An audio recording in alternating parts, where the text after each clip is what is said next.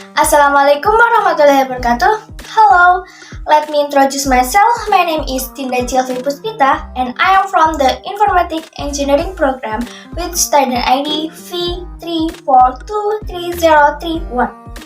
Here I will discuss the election and my opinion on the implementation of election in Indonesia. Do you know what an election is? An election or general election is a democratic process in which citizens choose their representative to sit in government institutions.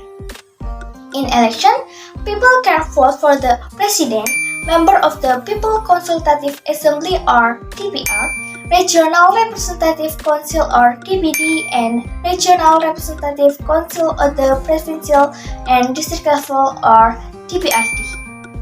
Okay, now let's talk about the election organizer. What are election organizers? Election organizers are institutions responsible for conducting election in Indonesia. They consist of the General Election Commission or KPU, the Election Supervisory Board or Bawaslu, and the Electoral Organizer Honorary Council or DKPP.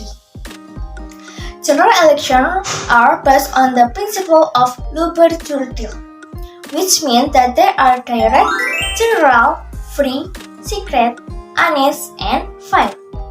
The legal basis for the general election organized by the General Election Commission or KPU is Law Number 7 of 2017 concerning general election. In the election, eligible votes are Indonesian citizens who have reached the age of 17 or older, are married or have been married. Okay, now let's move into discussing the history of election through the time. Let's check this out. Okay, here I will explain about the history of election in Indonesia. The first election was held on the 29th of September 1955. This election had two stages. In the first stage, on the 29th of September, members of the People Consultative Assembly or DPR were elected, which is followed by 36 political parties, 34 social organizations, and 48 individuals.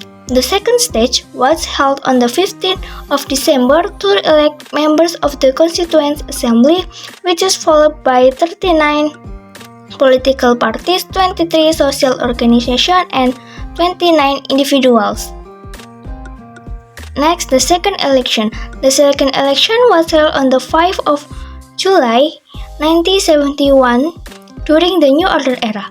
It was participated by three parties, namely PPP, PDI, and Golkar. And then the third election. The third election was held on the 2nd of May 1977. Next, the fourth election. The fourth election was held on the 4th of May 1998 too. And the fifth election was held on the 23rd of April 1987. And then the sixth election was held on the 9th of June 1992.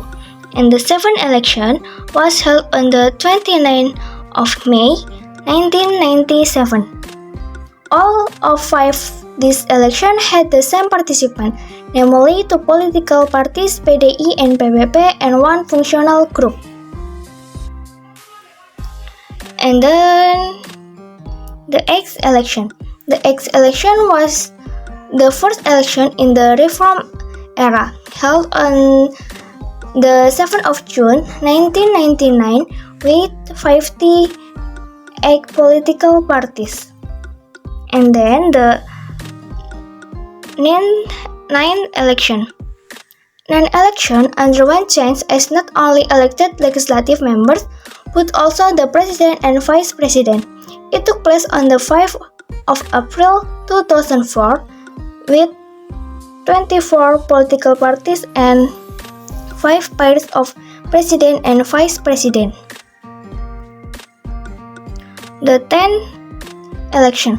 The 10th election took place on the 9th of April 2009 with 38 political parties, 3 local adjacent parties, and 5 pairs of president and vice president. Okay, next, the 11th election.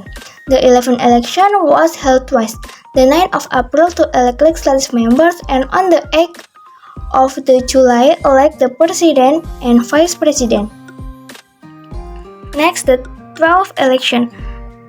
The 12th election was held on the 17th of April 2019 to elect legislative member, president, and vice president with their respective partners.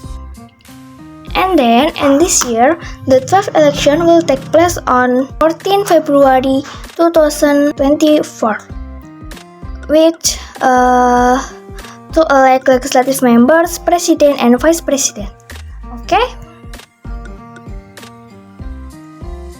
Okay, my opinion regarding the election is that they have been running well and peacefully up to this point.